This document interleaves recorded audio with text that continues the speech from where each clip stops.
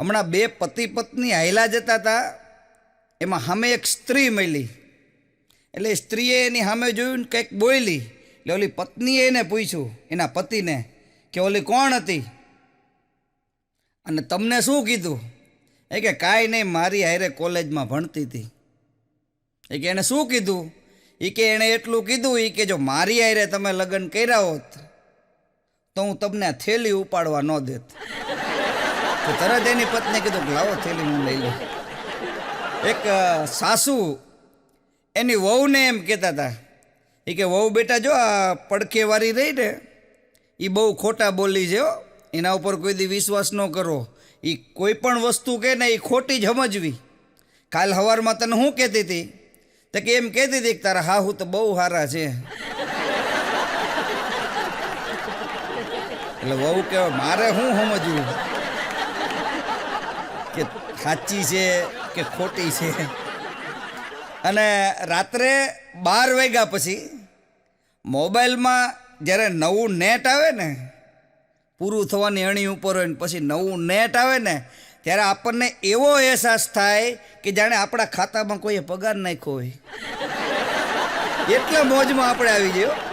હા, અને આ મોબાઈલનો ક્રેઝ તો સાહેબ એટલો બધો વધ્યો છે ને પ્રફુલભાઈ, હમણાં એક જણો છાપામાં ચિત્ર હતું ને એને આમ ઝૂમ કરીને જોતો હતો.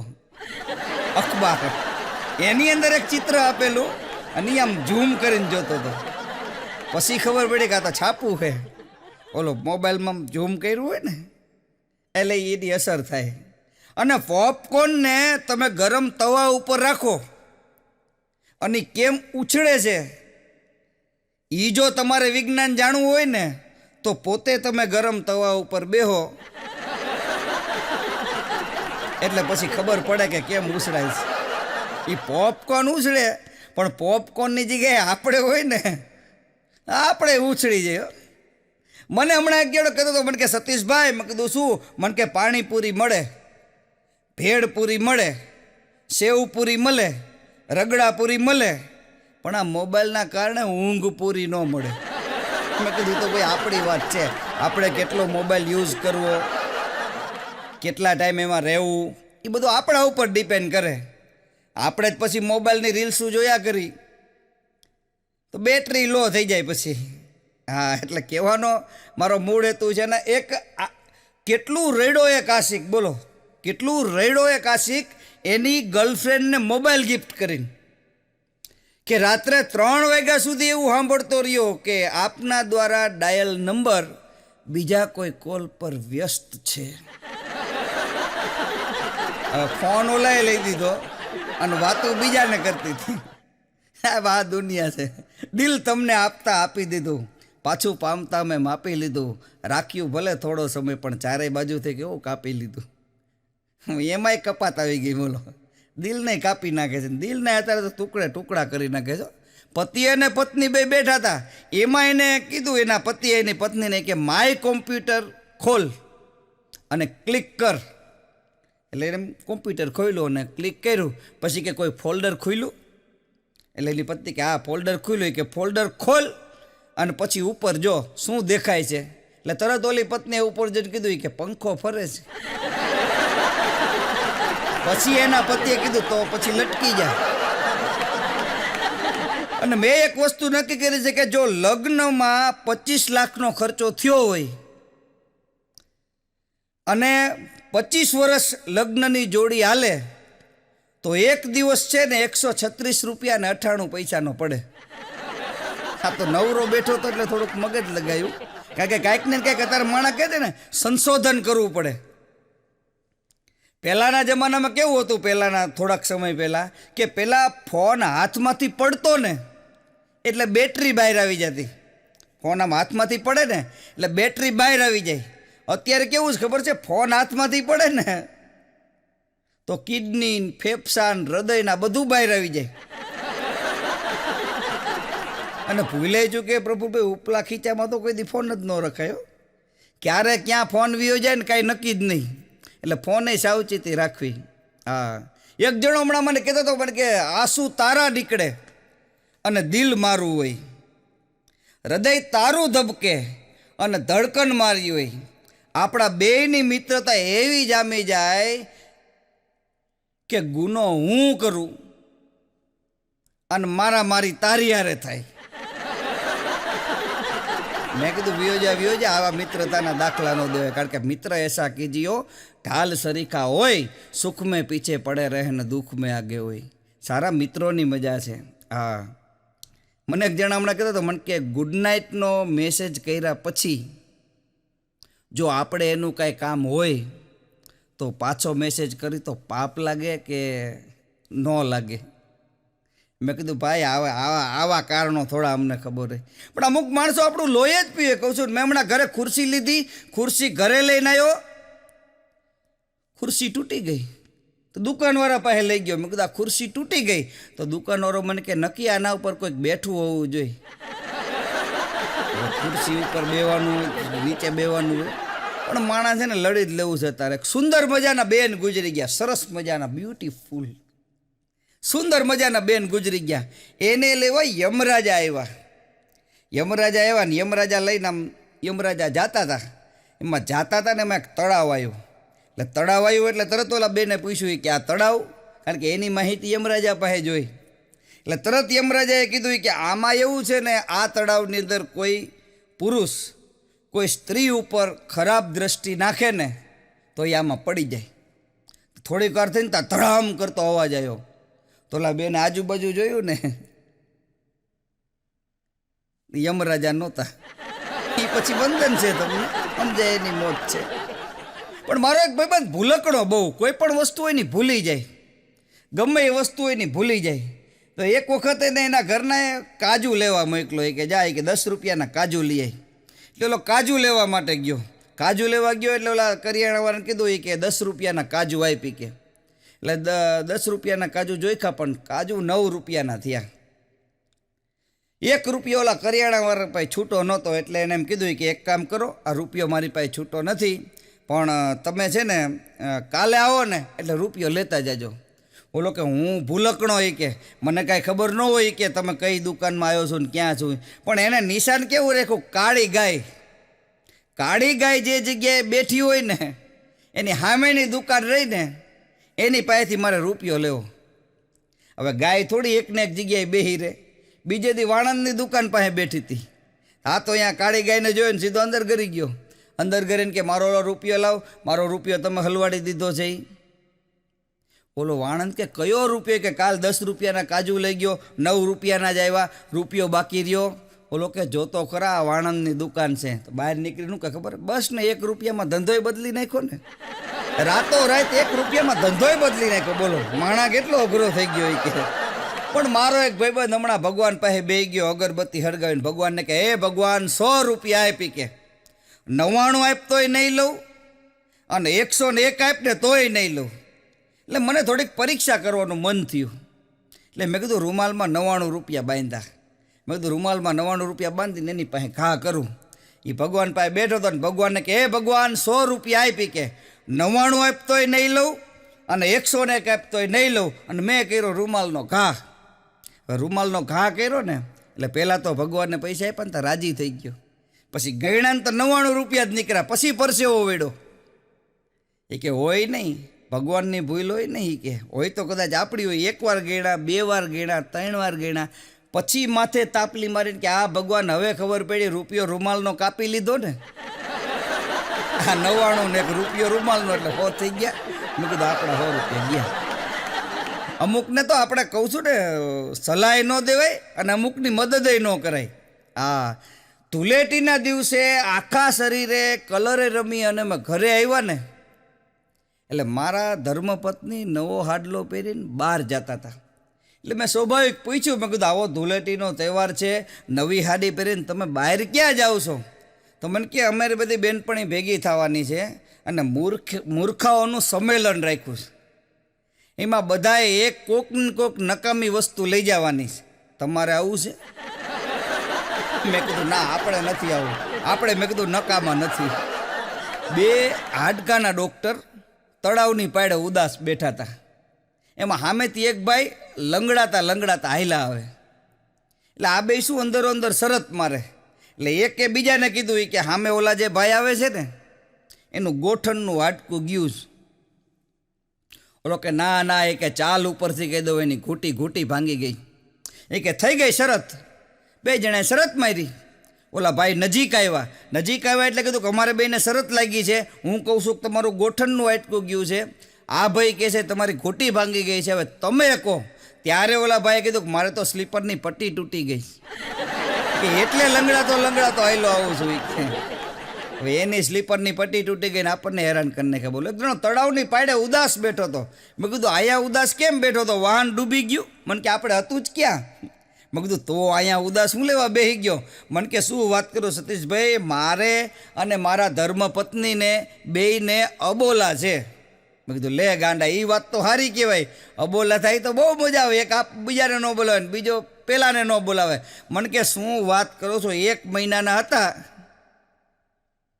આ છેલ્લો દી છે. બીજું તો કાલ તું મર્યો. મારા સાઈરામભાઈ કહે છે ને, અંધારી રાત, બળદિયા કાળા, પાદરડું ખેતર, પગમાં વાળા, કજિયારી બાયડી, પાડોહમાં હાડા, આટલું ન દેતો દ્વારકાવાળા.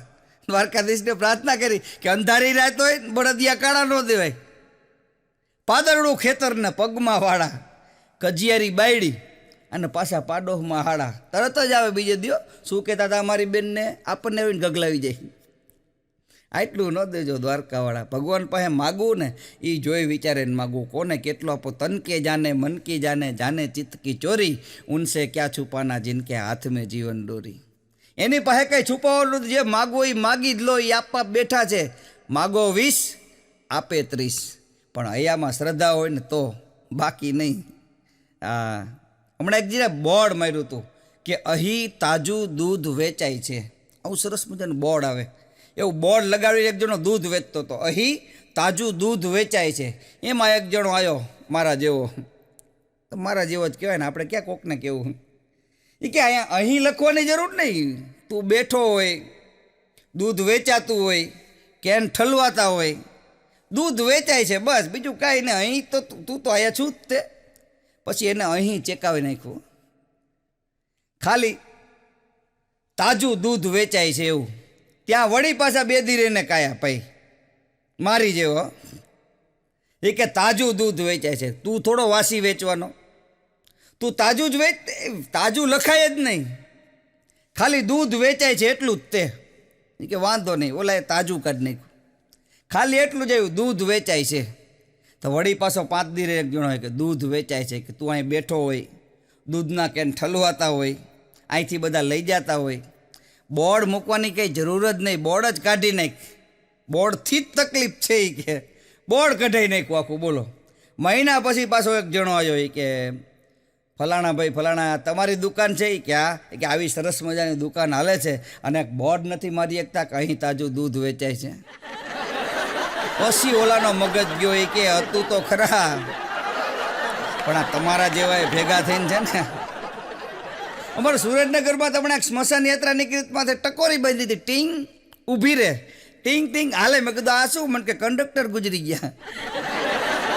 ટકોરી પણ આ સ્મશાન યાત્રાની વાત કરીને તો કે બીજી વાત એ, અમારે સુરેન્દ્રનગરમાં હમણાં એક સ્મશાન યાત્રા નીકળી હતી ને, તો એક ભાઈને ઠાઠડીની માથે બેહાડ્યા હતા. તે ભાઈ ઉપરથી રાયડું પાડે કે નીચે ઉતારો, નીચે ઉતારો. પછી મારો કે સ્વભાવ એવો કે પરોપકારીને દયા જેવું, હું એમની પાસે ગયો. મેં કીધું આ ભાઈને નીચે ઉતારો. મેં કીધું તડકામાં અહીંયા ક્યાં ચડાયા? મને કે સતીશભાઈ આ ગુજરી ગયા ને એમની છેલ્લી ઈચ્છા હતી. મેં કીધું આવી કોઈની છેલ્લી ઈચ્છા હોય ઠાઠડીની માથે ચડાવવાની? મને કે સતીશભાઈ તમારા સામા ભાઈ ગુજરી ગયા ને એમની છેલ્લી ઈચ્છા હતી કે હું મરી જાઉં ને એટલે મારી માથે પિતાંબર ચડાવજો. આ લેવા દેવા વગરના બાજુવાળા પિતાંબરભાઈને ચડાયા. પિતાંબર કે પિતાંબરભાઈને ચડાવી દે. પણ એક સ્મશાન યાત્રા તો હાવ ધીમે ધીમે હાલી જતી હતી. રામ એમ કરીને ઘડીક ઊભી રહી જાય અને પાછી હાલે. રામ એમ કરીને ઘડીક થાય ને ઊભી થાય ને પાછા હાલે. એટલે મેં કીધું ભાઈ આ કેમ ધીમે ધીમે હાલો છો? મેં કીધું જટ શમશાને પગો. મને કે કાયા ઘા ન હલાય. મેં કીધું કાં? મને કે બાપુજીને શ્વાસ ચડે છે. હવે મેં કીધું બાપુજીને શ્વાસ ચડે છે તો એની પરેજી તો આ કાંધિયા પાસે લેવડાવે છે. મેં કીધું હવે તો વયા ગયા, હવે જલ્દી મેં કીધું શમશાન ભેગા કરો. પણ આ છે ને બ્લેક હ્યુમર છે. બ્લેક હ્યુમર એક એવો હાસ્યનો પ્રકાર છે કે વાત કરુણતાની હોય તોય તમને એની અંદર દાંત આવે, વાત મરણની હોય. એક બેસનામ કહેતો, મેં કીધું બાપુજી કેમ કરતા ગુજરી ગયા? મને કે દૂધ પીતા પીતા. મેં કીધું દૂધ પીતા પીતા ન ગુજરી? મને કે આ ડાયરેક્ટ પીતા હતા એટલે ભેંસ છે ને એ માથે બેહી ગઈ, ભેંસે લાભ જોયો ટૂંકમાં. હા, મને એક ગેડો હમણાં કહેતો હતો આ ભર ઉનાળે મને કે આ રસગુલ્લો ખાવો હાનિકારક કે લાભદાયક? આ રસગુલ્લો ખાવો એ હાનિકારક કે લાભદાયક? મેં કીધું સાંભળ, જો કોક ખવડાવે ને તો લાભદાયક, અને જો આપણે કોઈને ખવડાવવો પડે તો એ પાછું હાનિકારક છે. હમણાં મારો ભાઈબંધ આવ્યો, મને કે સતીશ. મેં કીધું શું? મને કે કાલે તો એ કે 10 રૂપિયામાં 3 સફરજન લાવ્યો. મેં કીધું શું વાત કરે છે ભલા મારા, 10 રૂપિયામાં 3 સફરજન થોડા આવે? મને કે લાયો ને. મેં કીધું કઈ રીતે? કોઈ દી આવે જ નહીં. મેં કીધું સફરજનનો ભાવ એટલો છે. મને કે સાંભળ, એની રેકડી પાસે ગયો અને સફરજનનો ભાવ પૂછતો હતો. મેં કીધું સફરજનનો ભાવ શું? તો એણે એમ કીધું કે આટલા રૂપિયા કિલો. એટલે એક સફરજનની મેં લીધું ને એ થેલીમાં નાખતો હતો ને એનું ધ્યાન નહોતું ને, ત્યાં એની લારીમાંથી મેં એક સફરજન મારી થેલીમાં નાખી દીધું. એટલે થયા 1 ને 1 2. કીધું આ સારું કહેવાય. મેં કીધું 1 ને 1 2. હા, પછી મને એમ કે એનું ધ્યાન નહીં હોય, પણ સતીશભાઈ એનું ધ્યાન હતું. પછી મને કે હું ભાગ્યો. એ કે હું ભાગ્યો ને તો મારી વાહે એક સફરજનનો ઘા કર્યો. એટલે એ સફરજન એ થેલીમાં નાખીને આવતો રહ્યો. એટલે થયા 1 2 ને 3. કીધું તું તો ભાઈ અઘરો શું, આવે જીવના જોખમે સફરજન લેવા ન જવાય, આની કરતાં તો ભૂખ્યું રહેવું સારું. હા, હમણાં અમે 4-5 મિત્રો સોમનાથ ગયા હતા. સોમનાથ મહાદેવના દર્શન કરવા માટે. આ ભોળોનાથ છે. હા, ડીમડીમાક ડમરૂના નાથ થતા હોય. એમાં અમે બધાય તો સોમનાથના દરિયામાં નાતા હતા. હવે નાતા હતા અને નયન બારા નીકળી ગયા. હવે બારા નીકળી ગયા, મારો એક મિત્ર એકેય વાતે બારો ન નીકળે. એટલે મેં મારા મિત્રને કીધું, મેં કીધું હજી સુરેન્દ્રનગર જવાનું છે, તું બારો નીકળ. તો મને કે હું તો થેલી લઈને નાવા પડ્યો છું. એટલે મને થોડુંક પ્રફુલભાઈ આશ્ચર્ય થયું. મેં કીધું થેલી લઈને કેમ નાવા પડ્યો છે? પછી મેં કીધું થેલી લઈને શું કામ નાવા પડ્યો? મને કે થોડાક મોજા ભેગા કરી લો. પછી ખબર પડી કે અમે બસની અંદર વાતો કરતા હતા ને કે સોમનાથના દરિયામાં મોજા બહુ આવે. એને એમ કે બૂટના મોજા આવે. મેં કીધું બૂટમાં પહેરવાના મોજા ન આવે, આ મોજા તો આપણને લઈ જાય. મેં કીધું આ મોજા. એક બેન સેલ્ફી ખેંચવા ગયા દરિયાના કિનારે, સેલ્ફી ખેંચવા ગયા. સમજવા જેવી જોક્સ છે. સેલ્ફી ખેંચી, સેલ્ફી લીધી, પણ બેન ન આવ્યા. વાહ, સમજો. કારણ કે પાછળથી મોજું આવ્યું ને, સેલ્ફી ખેંચી ગઈ પણ બેનને એ મોજા છે એ લઈ ગયા પાછા.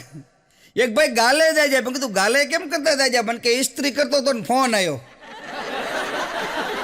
કે સીધું ઉપાડવાનું ટેવ હોય ને, કે સીધી ઉપાડ.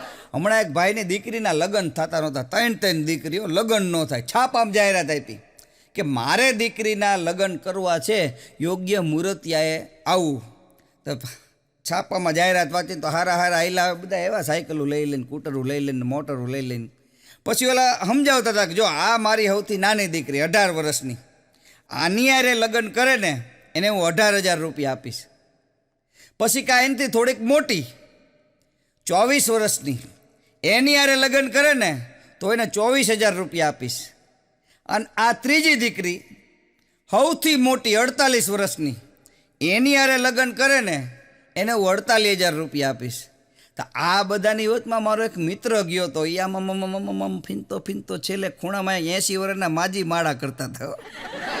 એ કે આમનું શું હોય કે બોલો કે મારી બા છે. એ કે ભાઈ ભલા માણા એ કે ત્યાં સુધી પહોંચી ગયા. એ કે અરે ઓલામાં જાહેરાત પાછી ખેંચી લીધી કે આવી જાહેરાતો ન દેવાય. કે હા, એક લગ્નમાં મારો કાર્યક્રમ ઓડિયન્સમાં જોયું, કોઈ બેને કપાળમાં ચાંદલા જ નહોતા કર્યા. હું મૂંઝાઈ ગયો. બધું કોઈ બેને કપાળમાં ચાંદલા કેમ નથી કર્યા? પછી એક બેનને પૂછ્યું, મેં કીધું બેન આ કપાળમાં ચાંદલા કેમ નથી કર્યા? મને કે કંકોત્રીમાં જ લખ્યું છે ચાંદલાની પ્રથા બંધ છે. કોઈ કરીને ન ગયું. મેં કીધું રોકડેથી સ્વીકારવાની ના પાડે છે. પણ હજી તમે જોજો કે આ જો મોબાઈલનો ક્રેઝ એટલો બધો વધ્યો ને, તો લગ્નની અંદર હવે ચાંદલો લખવાવાળા નહીં બેવે. આપણે પહેલાં ખબર અત્યારે બેતા બધા કે આના 51 લખો, નાના 101 લખો, નાના 501 લખો.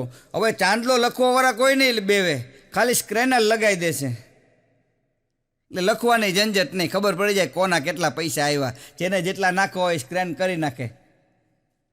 પણ ધ્યાન એ રાખવું પડશે કે કોઈ બીજો સ્ક્રેનર યા ન મૂકી જાય, કારણ કે બીજાના ખાતામાં પડવા માંડે. જેટલો ફાયદો એટલું નુકસાન.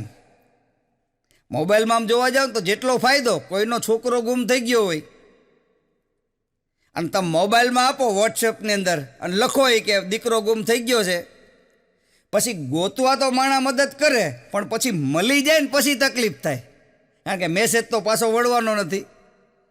પછી જાતો હોય તો પાછો પકડીને ઓલાને ઘરમાં મૂકી આવ્યો. એટલે આ જીવન છે, અને જીવન છે ને સદાય હસતા હસતા જ કાઢવાનું. આપણે હાસ્ય એટલે જ પકડ્યું છે. હાસ્ય છે ને મુક્ત છે. મુક્ત વિહારી માનવ છું, શાયરને દુનિયા કેદ નથી.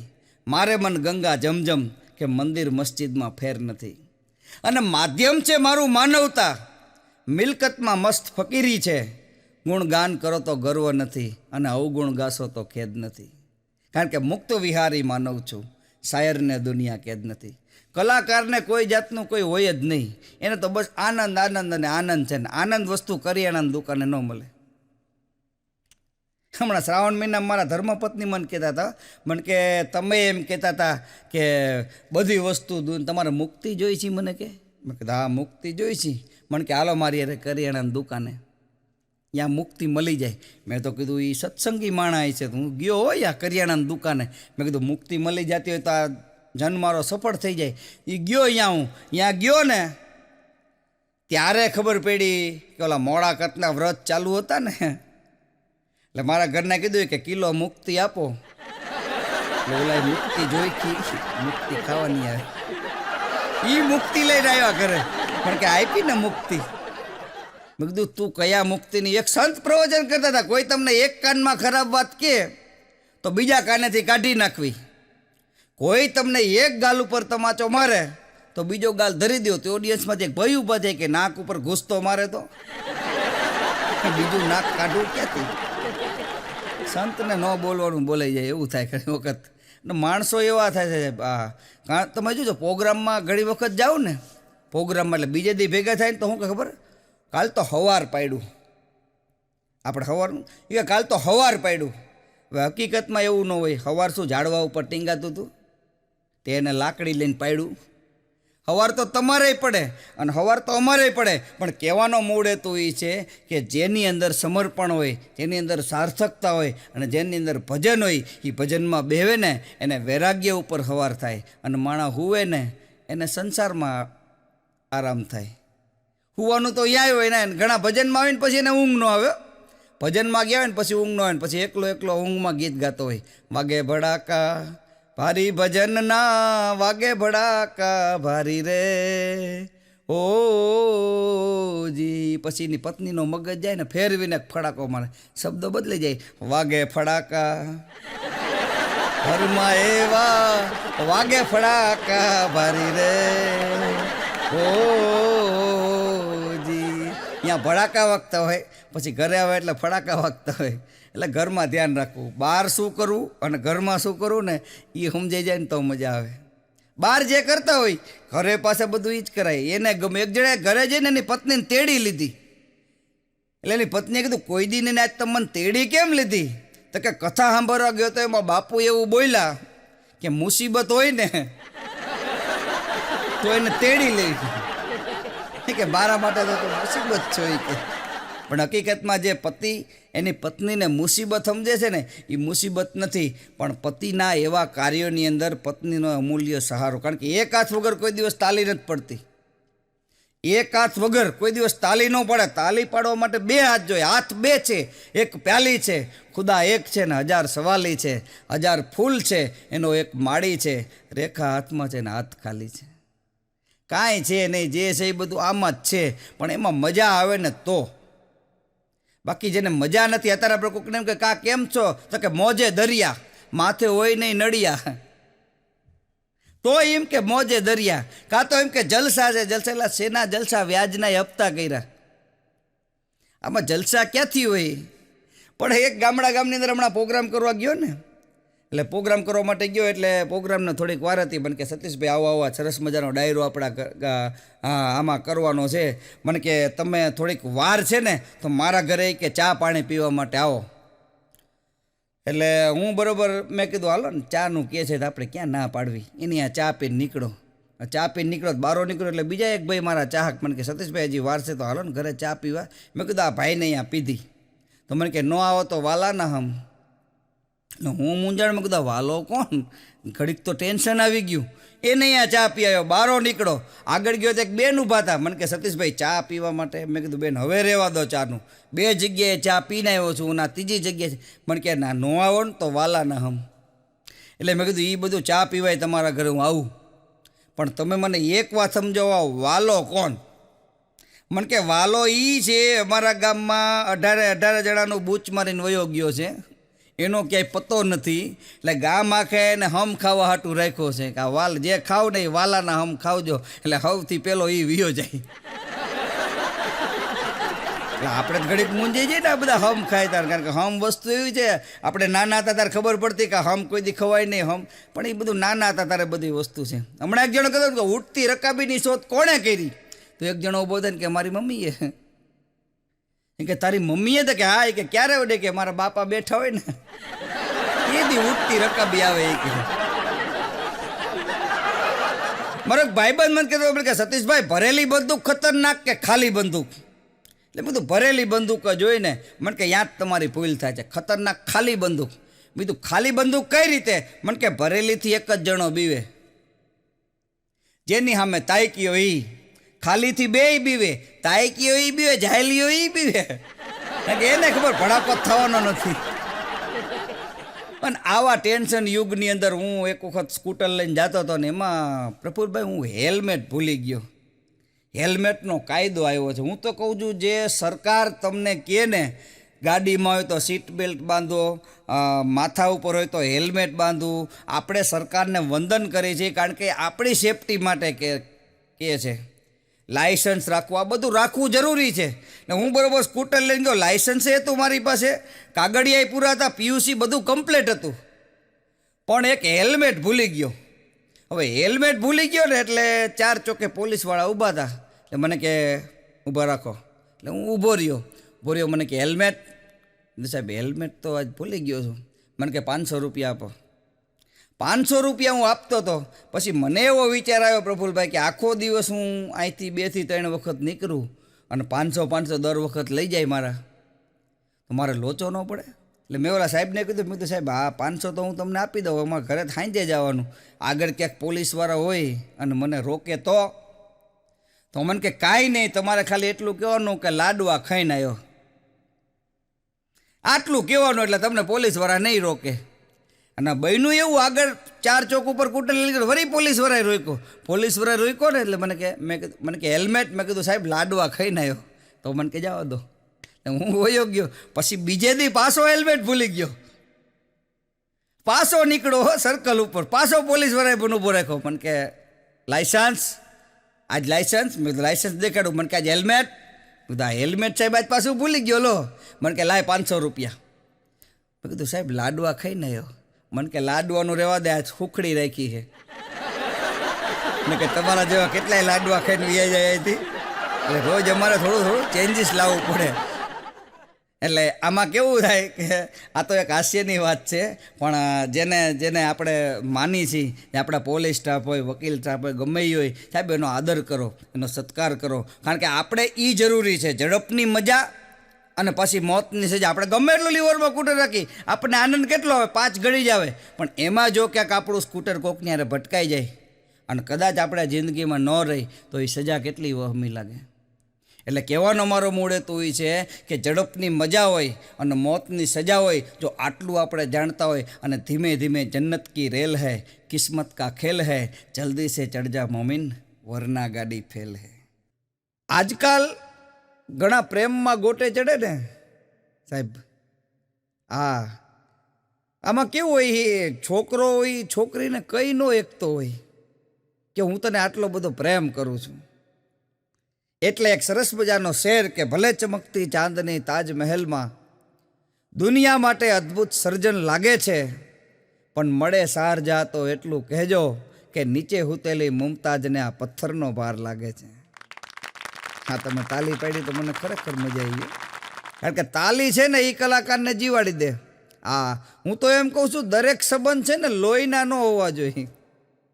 ઘણા કે લોહીના સંબંધ છે, લોહીના, દરેક સંબંધ છે ને લોહીના ન હોવા જોઈએ.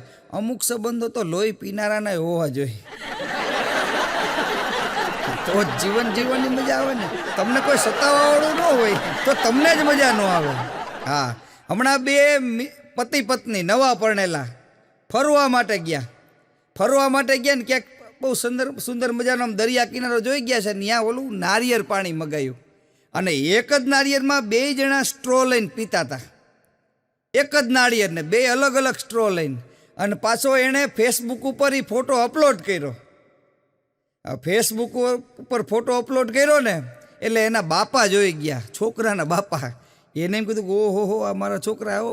ફોન કર્યો તાત્કાલિક નંબર જોડીને, ફોન કરીને કીધું એ કે આ તમે ફેસબુક ઉપર આવો ફોટો મૂકો છો, ભલામણા આપણી આબરૂના કાકરા થઈ જાય, આપણી પાસે નારિયેળ પાણી પીવાના પૈસા નથી, બે જણા એકમાં પીવો છો. હવે ઓલાને શું ખબર પડે કે આ કેવો પ્રેમ છે. પણ એક ભાઈ આપણા લાઇબ્રેરીની અંદર ગયા, લાઇબ્રેરીની અંદર જઈને લાઇબ્રેરીમાં એક સંચાલન કરતા હતા, એ ભાઈ બેઠા હતા. એ ભાઈને જઈને કીધું એ કે આત્મહત્યા કરવી એવું કાંઈ પુસ્તક છે? ઓલા ભાઈ ઘડીક તો હામું નામું જોઈ રહ્યા. એ કે આત્મહત્યા કરવી એવું પુસ્તક? ઓલો ભાઈ કે છે તો ખરા, પણ પાછું દેવા કોણ આવશે? એને ખબર કે આ લઈ જશે. હમણાં એક પ્રેમી એની પ્રેમિકાને કહેતો હતો, એ કે મારું દિલ એમ કહે છે કે તારી પાસે આવું. એ કે મારું દિલ એવું કહે છે કે તારી પાસે આવું અને પછી ગાલ ઉપર એક ઝાપટ મારું. બધા પ્રેમ જોતો થઈ જાય. હમણાં એક ગુજરાતી ભાષીએ હિન્દી ભાષી આરે લગ્ન કર્યા. હિન્દી ભાષી આરે લગ્ન કર્યા એટલે ઓલી હિન્દી ભાષીએ ઓલા ગુજરાતીને એમ કીધું, એ કે ડિબ્બે મેં આટા નહીં હે. ઓલી પત્નીએ કીધું, એ કે ડિબ્બે મેં આટા નહીં હે. તો ગુજરાતી બોલો, એ કે એમાં આટા ન આવે, એમ નામ ખોલી નાખ્યું. હા, ગુજરાતી ને હિન્દી બે ભેગા થઈ જાય ને, અને હિન્દીની જ ભાષા મજા આવે. અને તમે જો આ સરસ મજાનો તો હરણ ફાડ્યું ગયો એમ બુલેટ ટ્રેન તમે જો. હવે બુલેટ ટ્રેન એવી જગ્યાએ જાય એનો વાંધો નથી કે જ્યાં સમયની અછત છે સાહેબ. એ જગ્યા ઉપર બુલેટ ટ્રેન હાલે એનો કોઈ વાંધો નહીં. પણ આવો અમારા કાઠિયાવાડમાં ખાલી ગાડી રિવર્સ લેતા હોય ને તો 7 જણા વાયા ઊભા હોય. આમાં શું સમયની મર્યાદા કહે? એ 7 જણા એમ કહેતા કે આ બાજુ આવો દે, આ બાજુ આવો દે, આ બાજુ આવો દે. પણ ગુજરાતીની ખરેખર ગુજરાતીની મજા છે. તમે જોજો 25 લાખનું ડાઉન પેમેન્ટ ભરી અને સરસ મજાનું મકાન લો અને તમારા લગ્ન ન થાય તો 25 લાખ લઈ અને કેનેડા વયું જવાય, તરત લગ્ન થઈ જાય. પણ નિશાળની અંદર ચેકિંગ આવ્યું અને કલેક્ટર સાહેબ ચેકિંગ કરવા માટે સાહેબ હુઈ ગયા હતા. સાહેબ હુઈ ગયા હતા, એક વાત જાગે જ નહીં. એટલે છોકરાઓ બધા કહેવા માંડ્યા કે સાહેબ જાગો, સાહેબ જાગો. એમાં એક છોકરાએ રાઈડ પાડી, અને રાઈડ પાડી એટલે સાહેબ આમ જાગી ગયા. સાહેબ જાગી ગયા ને સાહેબને સામે જોઈ ગયા કલેક્ટર સાહેબને કે ઓહો હો, સાહેબ ચેકિંગમાં આવી ગયા, હવે તો આપણું પૂરું થઈ જવાનું. પછી બધા વિદ્યાર્થીઓને કીધું, 52 વિદ્યાર્થી થાય ને, વિદ્યાર્થી મિત્રો તમે જોયું ને કુંભકર્ણ આવી રીતે હુએ?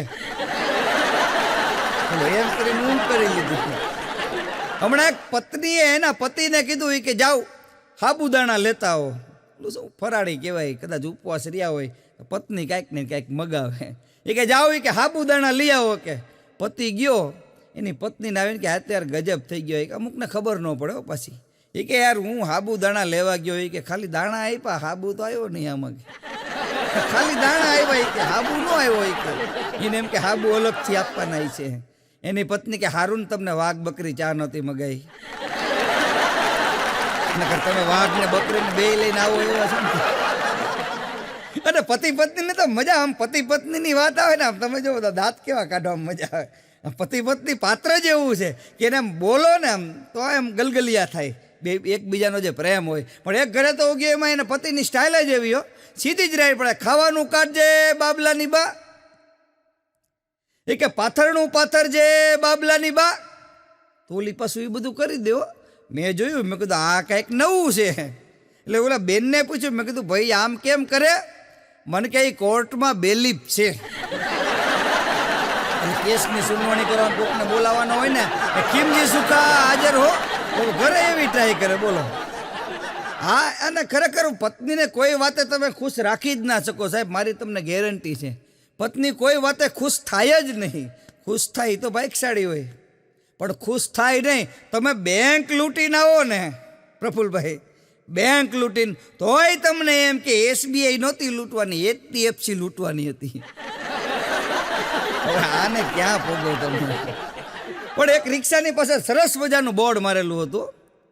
એક રિક્ષાની પાછળ હું વાંચી ગયો કે અગર ખુદાને ચાહા તો મંજિલ તક પહોંચા દૂંગા.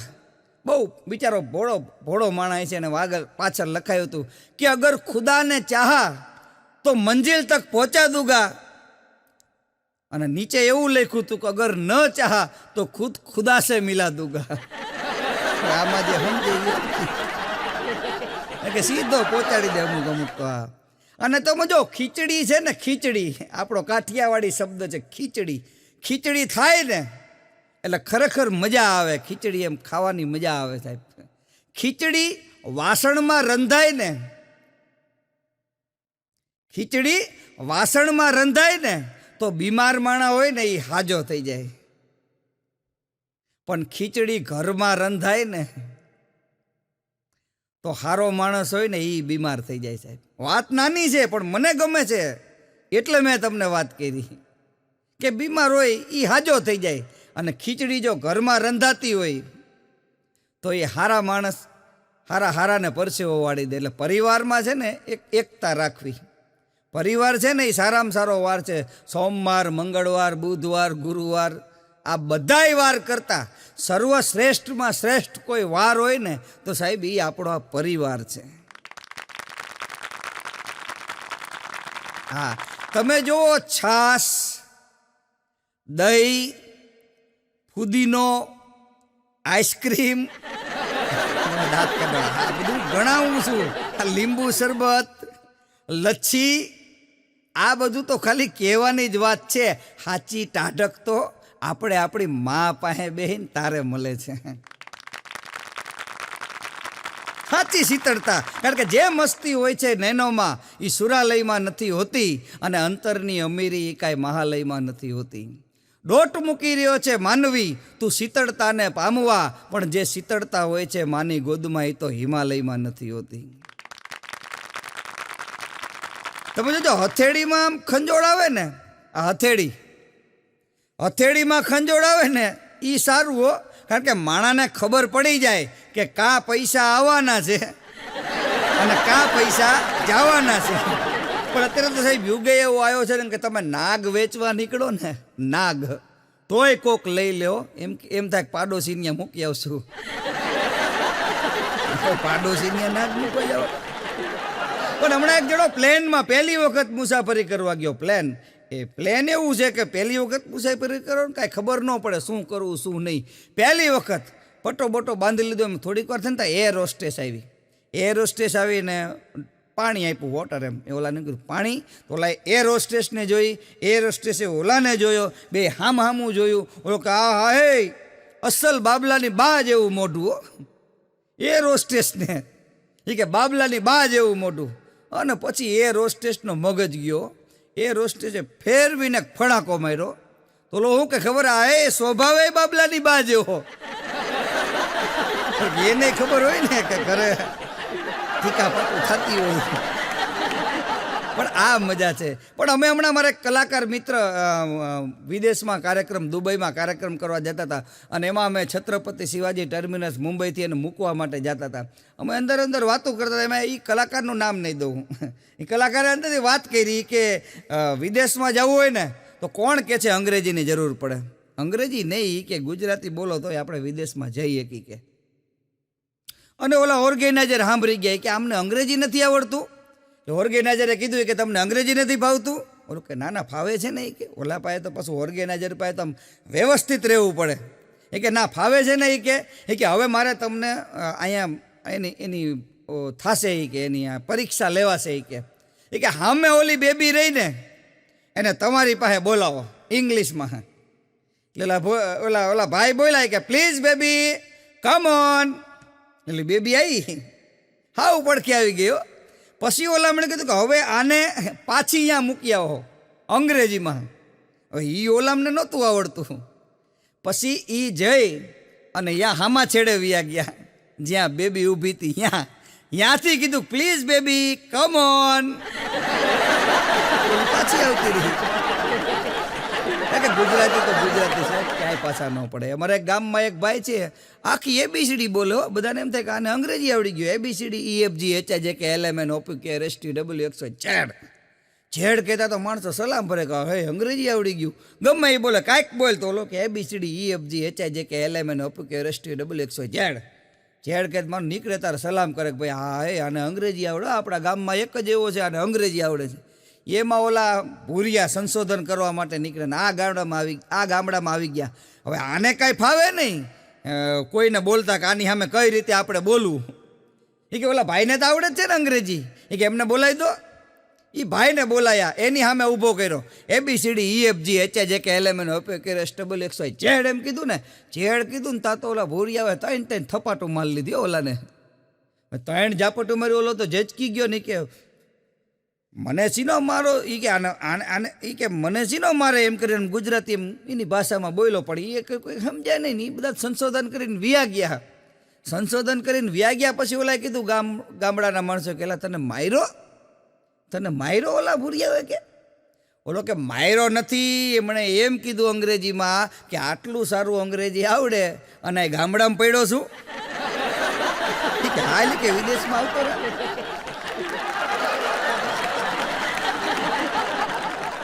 હા તમે દાંત બહુ કાઢો છો યાર. આજ ખરેખર મને સારું ઓડિયન્સ મળ્યું છે એટલે કહેવાની મજા આવે. હા હમણાં 2 હાડકાના ડૉક્ટરો તળાવની પારે ઉદાસ થઈને બેઠા હતા. બેકારીના દિવસો તળાવની પારે હાવ ઉદાસ બેઠા હતા. એમાં સામેથી એક બેન લંગડાતા હાયલા આવે. લંગડાતા હાયલા આવે. એટલે આ બે અંદરો અંદર શરત મારી એ કે સામે જે ઓલા બેન આવે છે ને એ કે એનું ગોઠણનું હાડકું ગયું છે.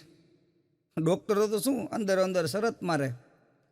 બીજો કે ના કે એની ચાલ ઉપરથી કહી દઉં ઘૂંટી ભાંગી ગઈ છે. અને બે વચ્ચે શરત લાગી કે 500ની શરત. કે હું કહું છું ગોઠણનું હાડકું ગયું છે. ઓલા ભાઈ કે છે ઘૂંટી. બેન પડખે આવ્યા. બેનને કીધું બેન અમારે બેને શરત લાગી છે, અમે બે ડૉક્ટર છીએ હાડકાના. હું એમ કહું છું ગોઠણનું હાડકું ગયું છે અને આ એમ કહે છે ઘૂંટી ભાંગી ગઈ. હવે તમે જ કોક શું થયું. ત્યારે ઓલા બેને કીધું કે મારે તો સ્લીપરની પટ્ટી તૂટી ગઈ ને એટલે આમ હાલું છું. બોલો ડૉક્ટર બે એક ડૉક્ટર આ દિશામાં આવ્યા ગયા, એક ડૉક્ટર આ દિશામાં આવ્યા ગયા. પણ આ ડૉક્ટર અને દર્દીનો ખરેખર સંબંધ સારો છો. હા હમણાં એક ભાઈની પત્ની સિરિયસ હતી એટલે ડૉક્ટર સાહેબ પાસે ગયો. ડૉક્ટર સાહેબ પાસે જઈને કે ડૉક્ટર સાહેબ જુઓ નહીં કે મારી પત્નીને કે શું થઈ ગયું. તો ડૉક્ટર સાહેબ જે એને લઈ ગયા ઓપરેશન થિયેટરમાં લઈ ગયા. 5 મિનિટ થઈને તો ડૉક્ટર સાહેબ બહાર આવ્યા. ડૉક્ટર સાહેબ બહાર આવીને નર્સ એ કે હથોડી ક્યાં છે. ત્યાં તો ઓલા પતિને પરસેવો ઓળી ગયો. એ કે ઓપરેશન થિયેટરમાં હથોડીની કેમ જરૂર પડી છે. નર્સે હથોડી આપી. હથોડી લઈને ડૉક્ટર સાહેબ અંદર ગયા. થોડીક વાર થઈને તો ડૉક્ટર સાહેબ પાસે આવ્યા. પાછી રાઈડ પડી કે નર્સ છીણી ક્યાં છે. અને વળી પાછો ઓલાને પરસેવો ઓળ્યો કે પહેલાં હથોડી અને પછી છીણી. એ કે પકડે આપી દે હારે ઓલો ડૉક્ટર કહે. તો એ ઓલો પગમાં પડ્યો કે ડૉક્ટર સાહેબ મારી પત્નીને એવું તે શું થઈ ગયું, તમે હથોડી પકડને છીણી મંગાયા. ત્યારે ડૉક્ટર સાહેબે કીધું કે ભાઈ શાંતિ રાખ, હજી મારી બેગનું તાળું તોડું છું. તાળું તોડવામાં હથોડી પકડને છીણી જોતા હતા. આ આને ખરેખર કેવો ગણવો? એક મૂર્ખો આયલો જતો હતો અને હાલતા હાલતા હાલતા કોકે રોડ ઉપર કેળાની છાલ નાખી હતી. હવે કેળાની છાલ નાખી હતી, એની ઉપર પગ આવ્યો ને એટલે ઓલો લપસો, એવો લપસો ને પછી પાછો આજુબાજુ જોઈને ઊભો થઈ ગયો. આગળ ગયો ને તો આમ રોડ ઉપર પાછી એક કેળાની છાલ જોઈ ગયો, તો પાછો આજુબાજુ જોઈને કે પાછું પડવું પડશે.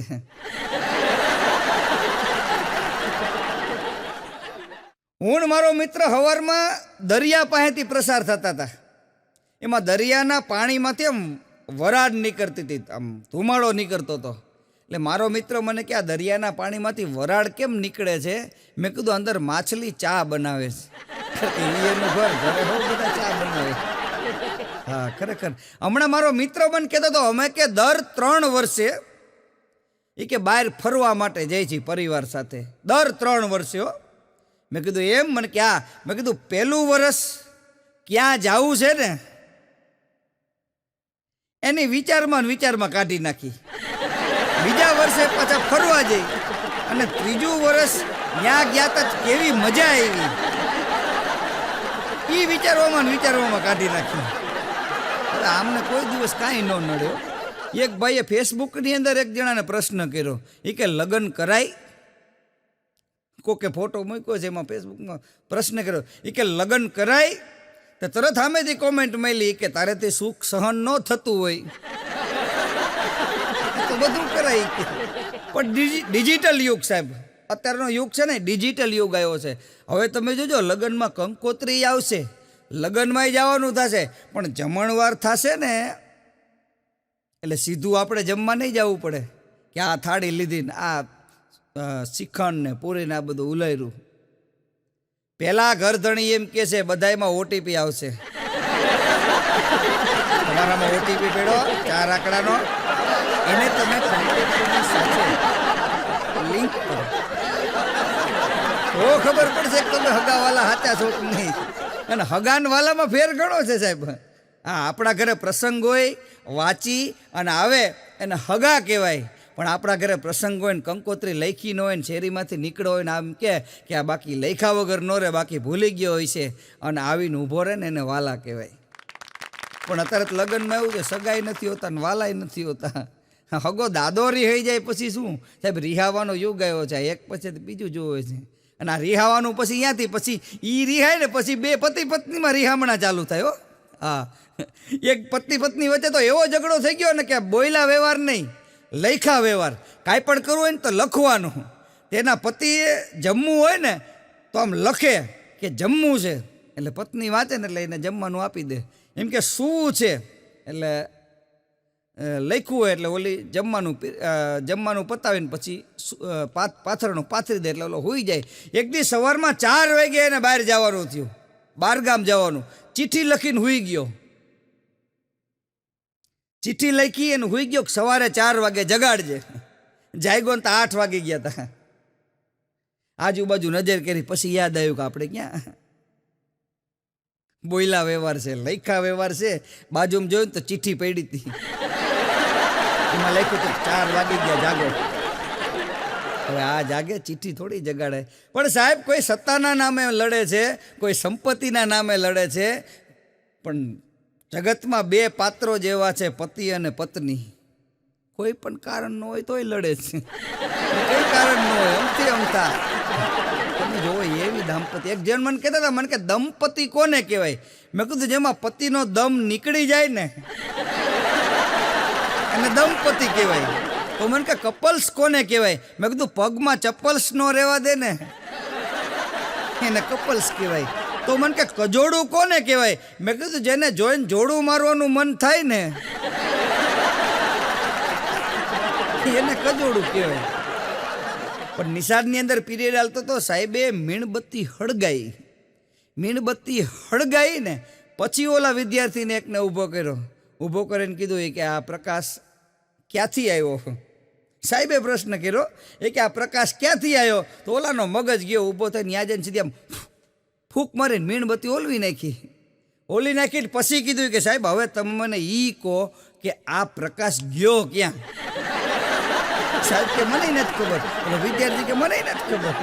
ના, જીવન જ એવું છે સાહેબ, કોઈને કાંઈ ખબર જ નથી. પણ જે સમજદારીથી જીવે ને એ સાહેબ વડીલ છે.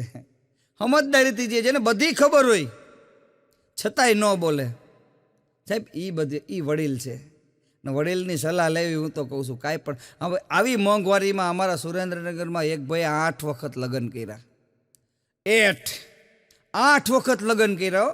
એટલે મેં પછી પૂછ્યું, મેં કીધું 8 વખત લગ્ન કર્યા એમાં તમને કાંઈ ફાયદો થયો? મને કે આ ઘોડા ઉપર બેહતા આવડી ગયું. અમુક બોર્ડથી જ એક ભાઈ મને કહેતા હતા, મને કે સાડી અને ઘરવાળી આ બેયમાં ફેર શું? મેં કીધું લગ્ન મંડપમાં આવી અને જે જૂતા ચોરે એને સાડી કહેવાય, પણ એ જ જૂતાથી આખી જિંદગી આપણને મારે એને ઘરવાળી કહેવાય.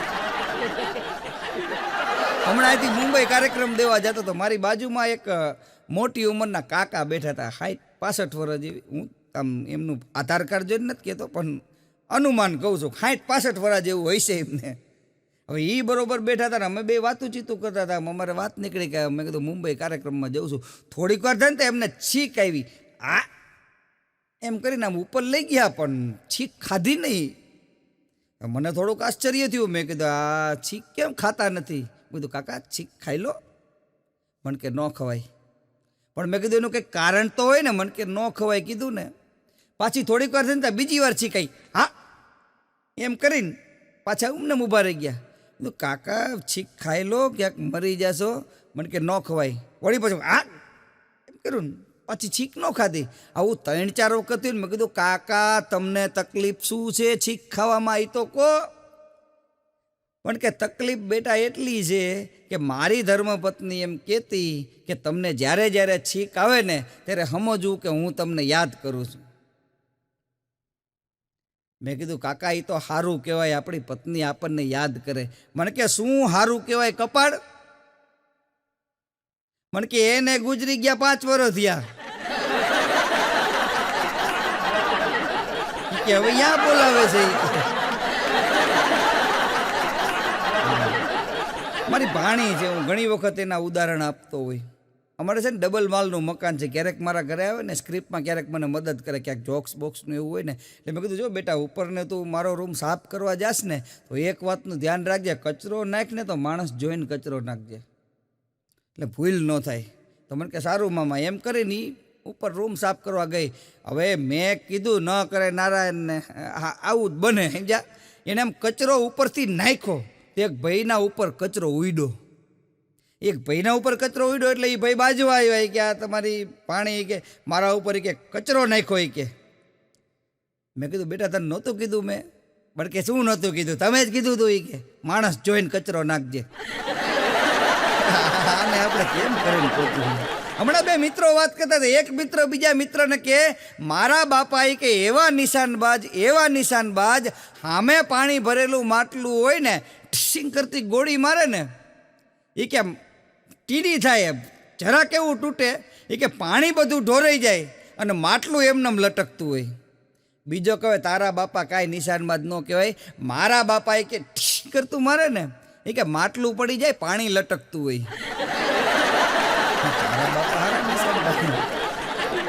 અને તમે જો આવા નિશાનબાજ હોય ને આવું જે કરતા હોય ને, લગ્નની કંકોત્રી આવે ને એટલે પહેલી નજર એની જમણવાર ઉપર જાય કે આ ક્યારે છે.